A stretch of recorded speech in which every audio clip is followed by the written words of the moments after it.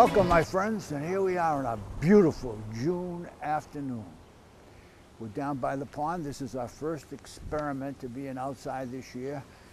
That's why we don't have a guest today. We tried to get Joe Demers, one of the school committee members, to come in today, but he works for the legislature in the offices of the representative of the 30th Middlesex District. So today's the last day of their session, so I'm sure they're quite busy.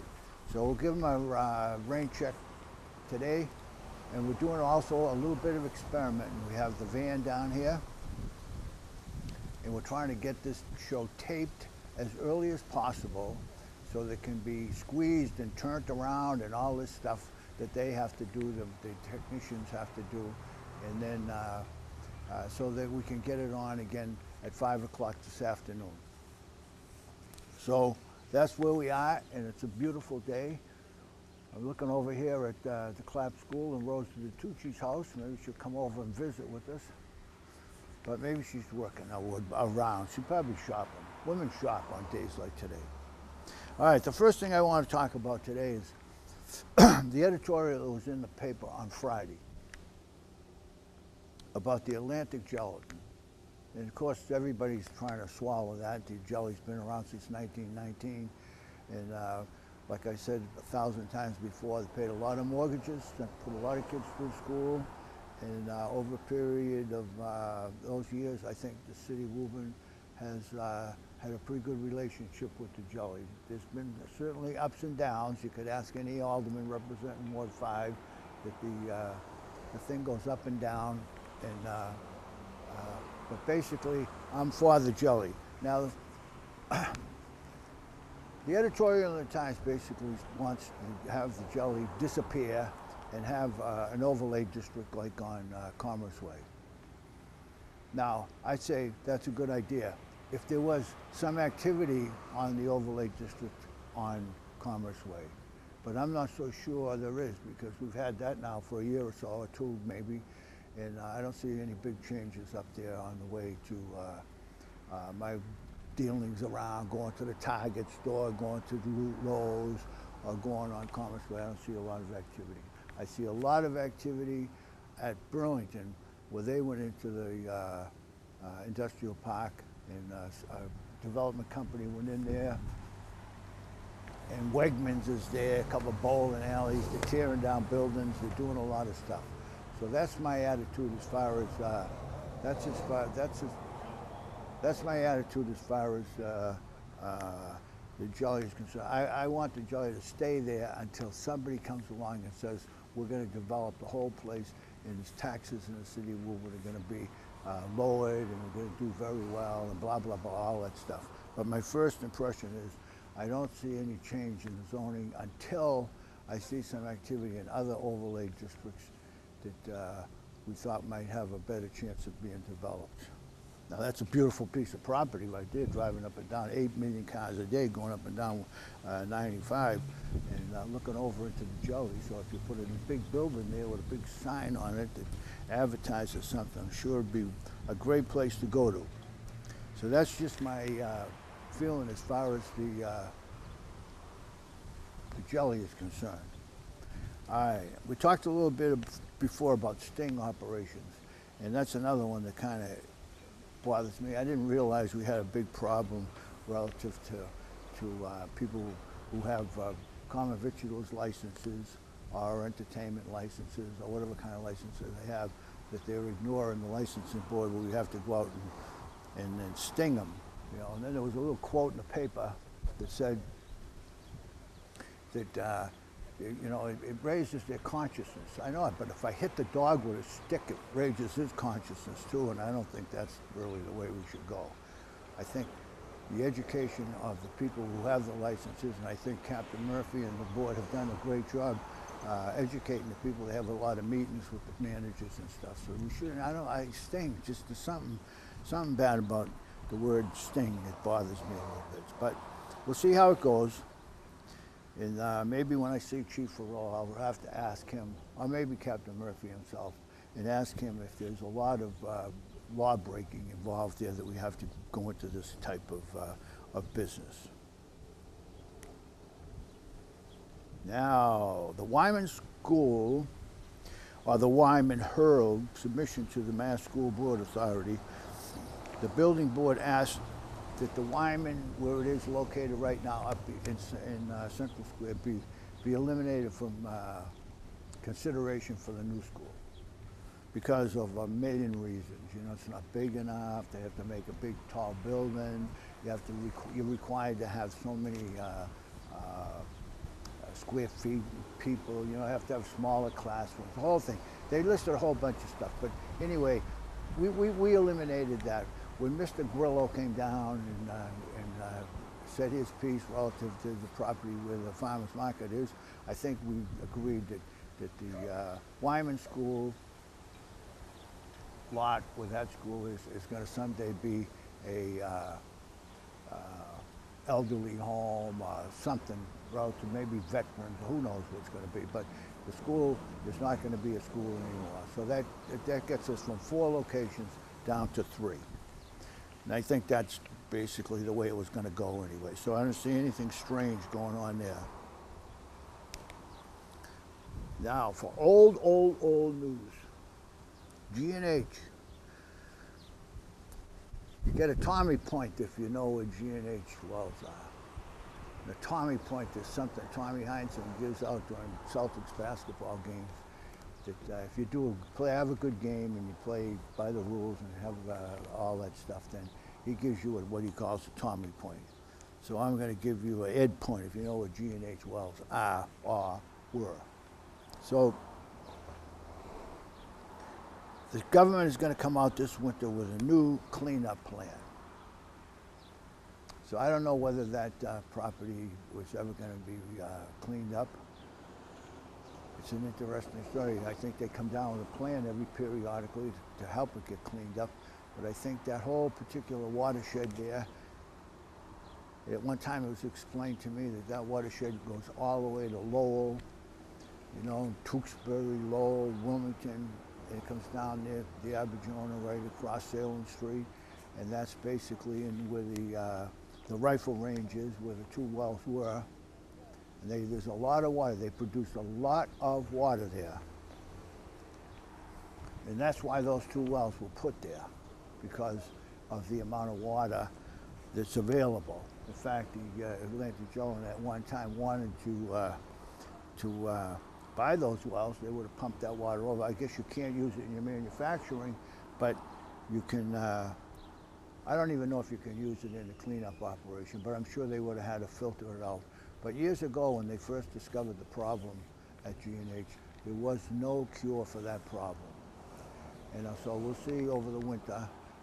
Palmini stays right on top of this kind of stuff. Stays right on top of this kind of stuff, and he will say what he thinks about the G&H wells and what's going to happen there in the future. So that'll be very interesting this winter.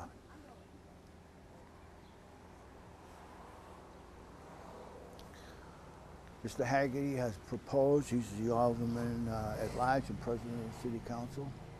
He has put in a way to streamline the way special permits are allowed. And I'm not really sure exactly how that comes into effect. You know, I don't know how, I read a little bit about it in the paper, but I'm sure when we get to talk to him, which will be in a few weeks, or maybe next week, who knows. But we'll have to talk to him a little bit about it, because it's one of the main things in the city of Woburn government anyway, is that when you want to do anything in the city of Woburn, you have to get a special permit. Now, special permits are definitely hard to get depending on what your activity is. Sometimes you need 6 votes, sometimes you need 5, but you can see about how long and how difficult it is when you read the paper or watch this program or other programs that might be on the local cable that talk about those things. So special permits are definitely a complicated situation, and if he can help change the special permit procedures, I'm sure they'll be very happy. But you don't want to change them to a point where we're not getting all the information that we want and it comes out too quickly. You know, one of the problems that the government has had over a period of time, and I'm not a developer, so I really don't know. I know Brian Melanson.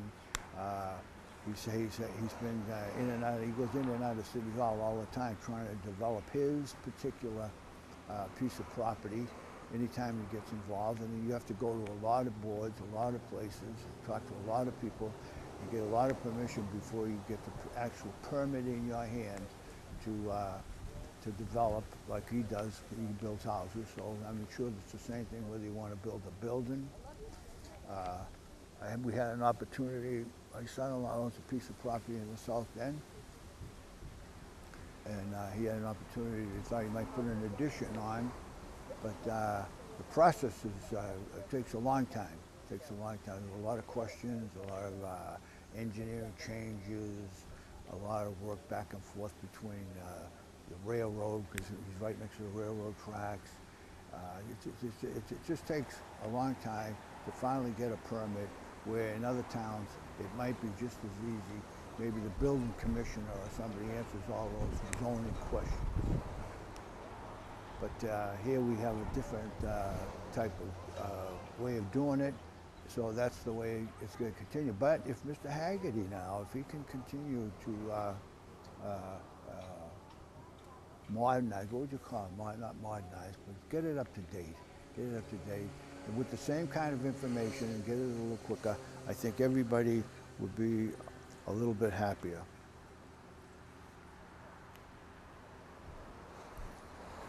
The Woburn Armory, a plaque to commemorate veteran services. Well, this is another activity that Larry Giuseppe, who's the Veterans Agent, former Marine, and does one hell of a job. Him and Miss Murray up there, up at Veterans Agent.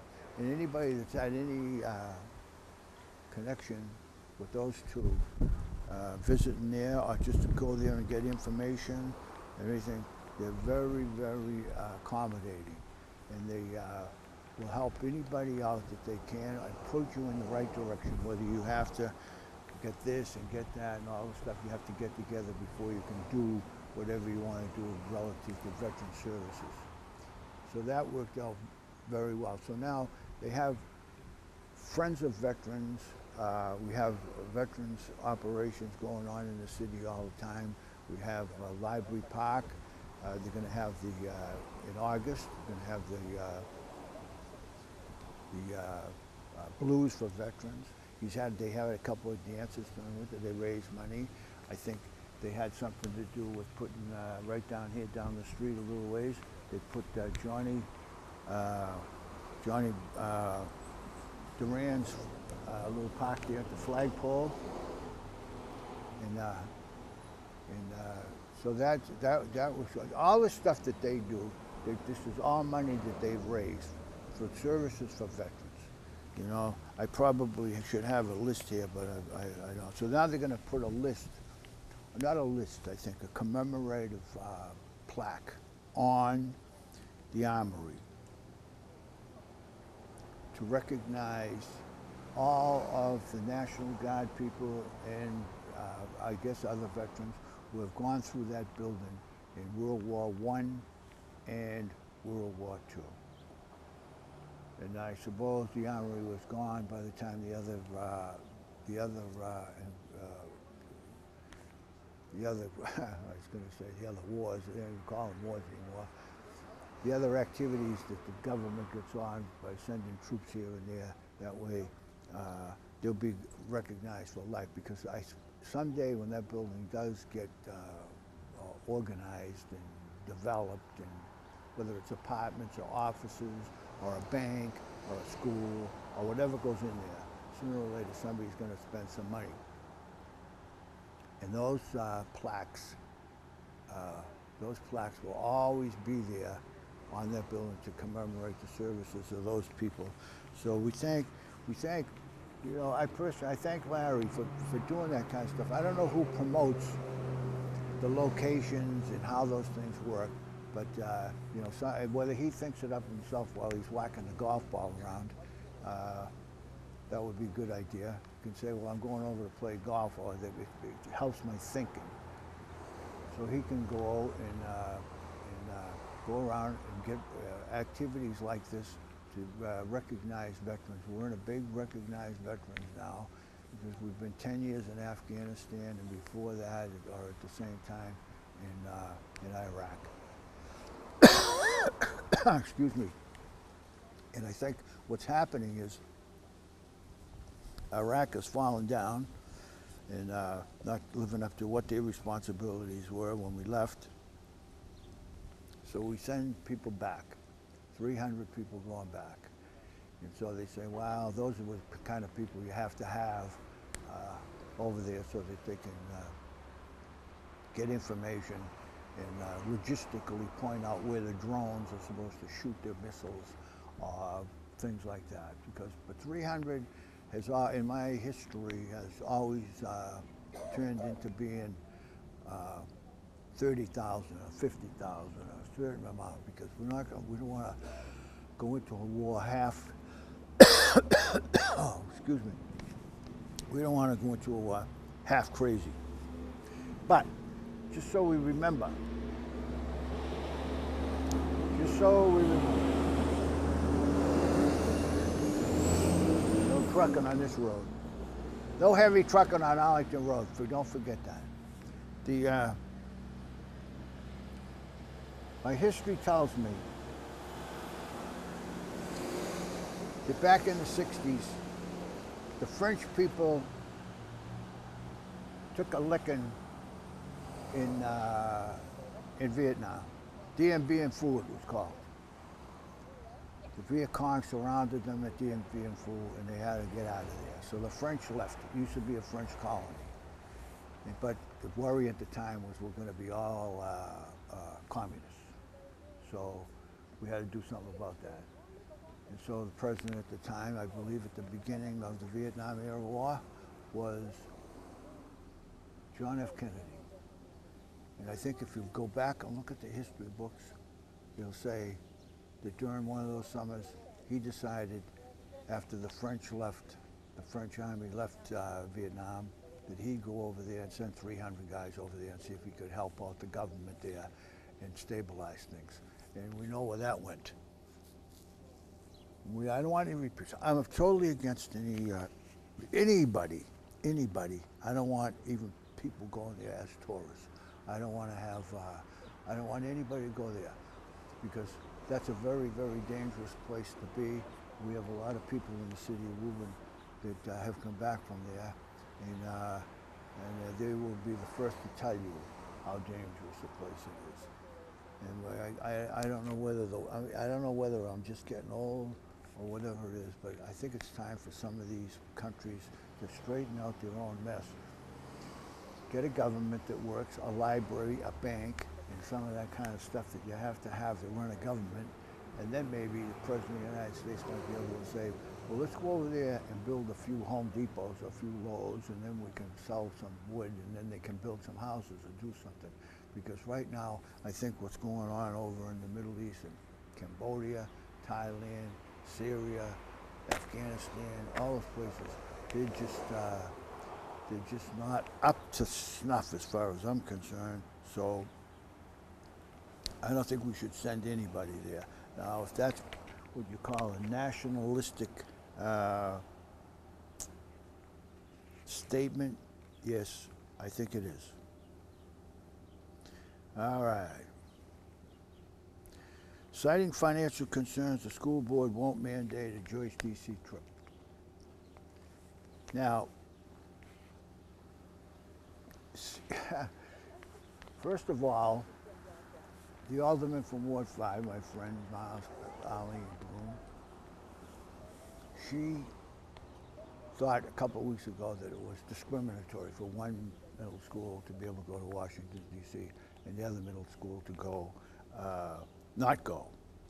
And she thought that was discrimination. I don't know why these things are so concerned. It seemed to me if you have a child in middle school and you think they'd be well educated to go to Washington, D.C., I think you could fire them in the car, drive there in about 4 or 5 hours, and spend the weekend and take them around to all those places, the Jefferson Memorial, all places. I've been there many times. I went there as a child, I went there as a kid, I brought my children there. I don't remember my own children, but I know I brought my grandchildren there, at least a couple of boys, and we toured Washington. And in middle school, I'm not so sure, I'm not sure they really appreciate it. And then I get into my real cynical mood. I say it seems like it seems like a babysitting weekend, you know? Get rid of the kids for a while, send them off to the school teachers. But apparently at the Kennedy Junior High School, the teachers get this deal together, and then they ask the children, I suppose, if they want to go. And then the children go run home and say to Dad, I need a couple $100 to go, or whether the school pays for it. They'll have fundraisers and all that stuff. But the whole thing goes through pretty automatically over there. So now there is no activity like that at the Kennedy, at the Joyce. Mr. Quayley's the principal over there, and it says, you know, they were at a school committee and they said, well, call him up. Yeah, that's what to do. Call him up and put a lot of pressure on him, because we should do at the Joyce what the Kennedy does. No, I don't think so. No, if he doesn't want to, if he doesn't think that they should go, or he doesn't think his school teachers over there who work for him should be turning around and running events like trips to Washington, that's his decision to make. And you could call him up and yell at him all you want, but I don't see it as such a big deal. They have their whole life to go to Washington. Nothing changes there. In fact, if you went there 10 years ago, you'd probably see the same congressmen, the same legislators that were there, 10 years before that. There's the Holocaust Museum. I'm not so sure. I've been there, but I'm not so sure. A middle school child was really up to snuff on all of the stuff that's going on in Washington, D.C. But it's a great place to visit, and that's history. So I don't want to say don't go, but I'm not so sure that the schools should go. I think I'm in favor of the high school kids going. I think I'm in favor of high school kids going anywhere, because I think that's where they're going to really get their education. My daughter one of my kids, her daughter had a chance to go to Europe, and that was a great experience. They went to Italy. I think Frank Newark ran that trip. He used to do that a lot when he was in high school. I suppose if you got into it, if you're a teacher that wants to get involved, you get involved 10 or 12 or 20 kids, and you say you want to go to a trip to Italy for a couple of weeks or 10 days or whatever, and if parents can afford it, then you go. And he probably signs up at a travel agency, and he might get a cut rate because he's bringing 10 kids with him. So that works out, because he gets to go on a vacation. I don't know how many times. He probably went to Italy 10 times. But he's a good guy, and he's a guy you could trust with your people, with your children, and it worked out very well. But back to the middle schools, I don't know. I don't think it's a big deal to go to Washington when you're in middle school. I think your parents could take you there in a minute. It isn't if they say, well, we're going to have a trip to Los Angeles. Well, that's a different story. Hawaii, they say, wow, that'd be an interesting trip. But I think now we're talking about Washington, D.C., which is only a short ride in the car, get in a hotel and do a tour of Washington in a couple of days. Although right now at this particular time of year, it's pretty hot there. But I'm just running off here now. We're getting close to the end of what I'm trying to do. Okay, Wyman, let's see, where are we at here? Wyman educator Krista Maloney is a new principal, beats out 33 other applicants. The first thing I thought of was, I can't imagine why there was 33 other applicants, because the 33 other applicants, I said, the school's going to be closed. And then you're going to have a principal from the Herald and her competing for the job at the new school. So I don't know how long it's going to last. But I think it's a great opportunity. I think if 33 other applicants, they must know something I don't know. But of course, the paper says that when the architect who talked a little bit earlier about the Wyman School